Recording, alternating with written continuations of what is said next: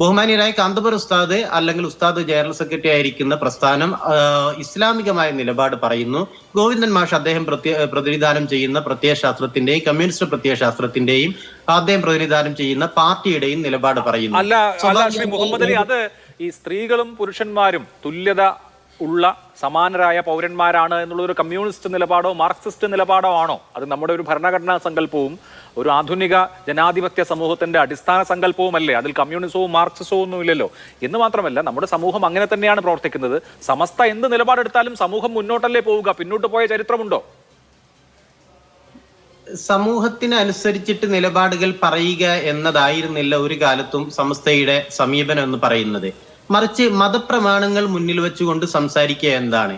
നോക്കൂ, നമ്മള് നാട്ടിൽ നടന്നുകൊണ്ടിരിക്കുന്ന വിവിധ വിഷയങ്ങളെ മുന്നിൽ വെച്ചുകൊണ്ടാണ് ഒരു വിഷയത്തെ സമീപിക്കുന്നതെങ്കിൽ നമുക്ക് എന്തിനെയെല്ലാം അംഗീകരിച്ചു കൊടുക്കേണ്ടി വരും. അല്ല, എന്തിനെയൊക്കെ അംഗീകരിക്കാം അംഗീകരിക്കാതിരിക്കാം എന്ന് പറയുന്നത് വ്യക്തികൾ തീരുമാനിക്കേണ്ട ഒരു കാര്യമാണ്. പക്ഷെ മുഹമ്മദ് അലി, ഇവിടെ ഇപ്പോ സമസ്ത കേരള ജമിയത്തുൽ ഉലമ, അവിഭക്ത സമസ്ത തന്നെ സ്ത്രീകൾ അക്ഷരം പഠിക്കുന്നതിനെതിരെ, ഭൗതിക വിദ്യാഭ്യാസം നേടുന്നതിനെതിരെ നിലപാടെടുത്തു. എന്നിട്ട് ആരെങ്കിലും പഠിക്കാതിരുന്നുണ്ടോ? കേരളത്തിലെ മലപ്പുറത്തെയോ കോഴിക്കോട്ടെയോ മറ്റേതെങ്കിലും ഇടങ്ങളിൽ മുസ്ലിം പെൺകുട്ടികൾ അക്ഷരാഭ്യാസം നേടാതിരുന്നിട്ടുണ്ടോ? പോട്ടെ, ഈ ഇപ്പോ AP സമസ്തയുടെ ഉസ്താദുമാരുടെ കുടുംബത്തിലെങ്കിലും ഏതെങ്കിലും പെൺകുട്ടി സ്കൂളിൽ പോയി പഠിക്കാതിരുന്നിട്ടുണ്ടോ?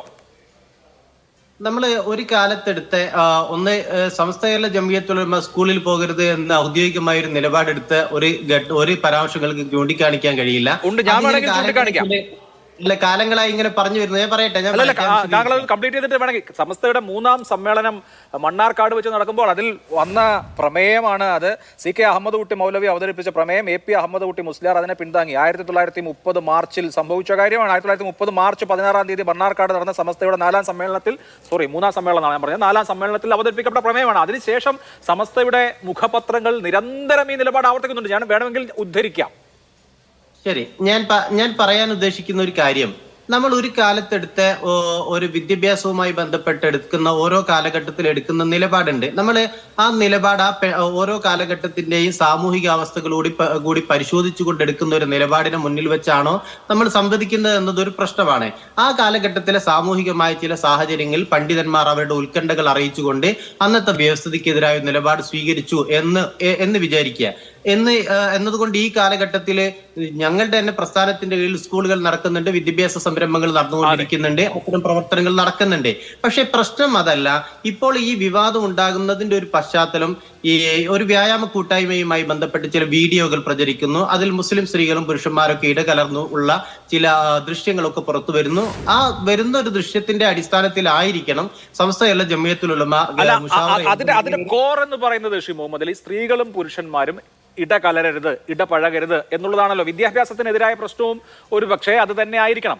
ഞാൻ പറയുന്നത്, ഇപ്പോൾ സ്ത്രീ വിദ്യാഭ്യാസത്തിനെതിരെ ഒരു നൂറ്റാണ്ട് കാലം നിലപാടെടുത്തിട്ടും സ്ത്രീകൾ വിദ്യാഭ്യാസം ചെയ്തു. സ്ത്രീകൾ പഠിക്കാതിരുന്നില്ല. സ്ത്രീകൾ പഠിക്കുകയും ഏറ്റവും മികച്ച പ്രൊഫഷണൽ സ്ഥാനങ്ങളിൽ എത്തുകയും ചെയ്തു. ആ ഫാക്ട് അവിടെ നിൽക്കെ. ഇപ്പോൾ വ്യായാമം ചെയ്താൽ ഒരു വ്യക്തിയുടെ ആരോഗ്യം നന്നാവും, അവർക്ക് ഉണ്ടാവുന്ന അസുഖങ്ങൾ കുറയും, ജീവിതശൈലി രോഗങ്ങൾ കുറയും. അതുകൊണ്ട് തന്നെ സ്വാഭാവികമായി അവരുടെ ആയുസ് കൂടും, കൂടുതൽ കാലം ജീവിക്കും. മുസ്ലിം ഉമ്മത്തിലുള്ള ആളുകൾ കുറെ കൂടി കാലം ജീവിച്ചാൽ നിങ്ങൾക്ക് പ്രത്യേകിച്ച് ബുദ്ധിമുട്ടൊന്നും ഉണ്ടാവേണ്ട കാര്യമില്ല. അതല്ലാതെ പ്രത്യേകിച്ച് അതുകൊണ്ട് ദോഷമൊന്നും വരാൻ പോകുന്നില്ലല്ലോ. അപ്പോൾ വിദ്യാഭ്യാസത്തിനെതിരെ എടുത്ത നിലപാട് ആ സമൂഹത്തിലെ സ്ത്രീകൾ തന്നെ പരാജയപ്പെടുത്തി. വ്യായാമത്തിനെതിരെ ആയാലും മറ്റെന്ത് കാര്യത്തിനെതിരെ ആയാലും എടുത്ത നിലപാടുകളുടെ അവസ്ഥയും ഇതൊക്കെ തന്നെ ആവില്ലേ ഭാവിയിൽ എന്നുള്ളതാണ് ചോദ്യം. ഞാൻ നിങ്ങളിപ്പോ പറയുന്നത് പിന്നെ ഒരു നൂറ്റാണ്ട് കാലം വിദ്യാഭ്യാസത്തിനെതിരെ നിലപാടെടുത്തു എന്നുള്ളതാണ്. അതൊന്നും ശരിയായ പരാമർശമല്ല. ഈ പരാമർശത്തിന്റെ അങ്ങനെ വന്ന് ഞാൻ പറയുന്നത് അഭിലാഷ്, ആ വരുന്ന പരാമർശത്തിൽ അന്നത്തെ രാഷ്ട്രീയവും സാമൂഹികവുമായ സാഹചര്യങ്ങളുമായി ബന്ധമുണ്ട്. നമ്മൾ ആ പരാമർശത്തെ, ആ പ്രമേയത്തെ അല്ല ചർച്ച ചെയ്യുന്നത് എന്നതുകൊണ്ട് ഞാൻ പുതിയ കാലവുമായി ബന്ധപ്പെട്ട് ഈ വിഷയം പറയാം. വ്യായാമ കൂട്ടായ്മയിൽ ഒരു ഭാഗത്ത് സ്ത്രീകളെ എവിടെയെങ്കിലും പോയി അവരുടെ ആരോഗ്യം നന്നാക്കുന്നതോ അല്ലെങ്കിൽ പുരുഷന്മാർ ആരോഗ്യം നന്നാക്കുന്നതോ ആയി ബന്ധപ്പെട്ട കാര്യമല്ല.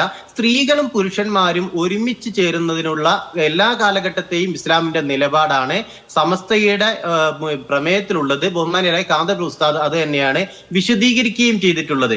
അതിൽ തർക്കിക്കേണ്ട ആവശ്യമില്ല. കാരണം ഒരു മതസമൂഹത്തിനകത്ത് ബാധകമായ വിഷയങ്ങൾ പറയാനുള്ള സ്വാതന്ത്ര്യമുണ്ടല്ലോ. ആ സ്വാതന്ത്ര്യം ഉപയോഗിച്ചിട്ട് ഈ തരത്തിലുള്ള ഒരു വിഷയം പറയുമ്പോൾ അതിൽ ഏതെങ്കിലും തരത്തിലൊരു വിവാദം ഉണ്ട് എന്ന് ഞാൻ വിചാരിക്കുന്നില്ല. എന്ന് മാത്രമല്ല, നിങ്ങൾ പറയുന്നു ഈ സ്ത്രീകളൊക്കെ മുന്നോട്ട് പോയില്ലേ എന്ന്. സ്ത്രീകൾ മുന്നോട്ട് പോകട്ടെ. ഞാൻ ചോദിക്കുന്ന ഒരു കാര്യം, കേരളത്തിൽ എത്ര കാലമായി സ്ത്രീകളുടെ പർദ്ദക്കെതിരായ വലിയ തോതിലുള്ള വിമർശനം ഉന്നയിക്കുന്നു? എത്ര കാലമായി മുസ്ലിം സ്ത്രീകളെ പ്രമേയമാക്കിക്കൊണ്ട് ഇസ്ലാം സ്ത്രീ വിരുദ്ധമാണ് എന്ന് ചിത്രീകരിക്കുന്നു? എന്നിട്ട് ഈ മുസ്ലിം സ്ത്രീകളെ നിങ്ങൾ തെരുവിൽ പർദ്ദ അണിഞ്ഞ് കാണുന്നില്ല? അത് അവരുടെ വേഷം എന്നുള്ളവർക്ക് അവർ തെരഞ്ഞെടുക്കുകയല്ലേ? നിങ്ങൾ ഈ പറയുന്നത് പോലെ മുസ്ലിയാക്കന്മാര് ഉസ്താദന്മാര് നടത്തിയ പ്രചാരണങ്ങൾ പരാജയപ്പെട്ടു എന്ന് പറയുന്നു. ഇതിനെതിരായി നടത്തിയ പരാജയപ്പെട്ടു പോയ എത്രയോ ഓഡിയോ കട്ടായി. ചോദ്യം, മുസ്ലിം സ്ത്രീയുടെ ദൃശ്യത നമ്മുടെ സമൂഹത്തിൽ ഉണ്ട് എന്ന് മാത്രമല്ല സജീവമായി തന്നെ ഉണ്ട് എന്നുള്ളത് വളരെ പ്രോത്സാഹനജനകമായ കാര്യമാണ്. എന്താണോ പലതരത്തിലുള്ള ഈ എന്താ പറയുക ഇതുപോലുള്ള ശാസനകൾ ഇറങ്ങിയത്, ആ ശാസനകൾക്ക് വിരുദ്ധമായിട്ടാണ് ഈ മുസ്ലിം സമൂഹത്തിലെ സ്ത്രീകളുടെ ദൃശ്യത പൊതുസമൂഹത്തിൽ ഉണ്ടായത്, പബ്ലിക് സ്പേസിൽ അവർ ഒക്കുപൈ ചെയ്തത് എന്നുള്ളതാണ് എന്റെ പോയിന്റ്.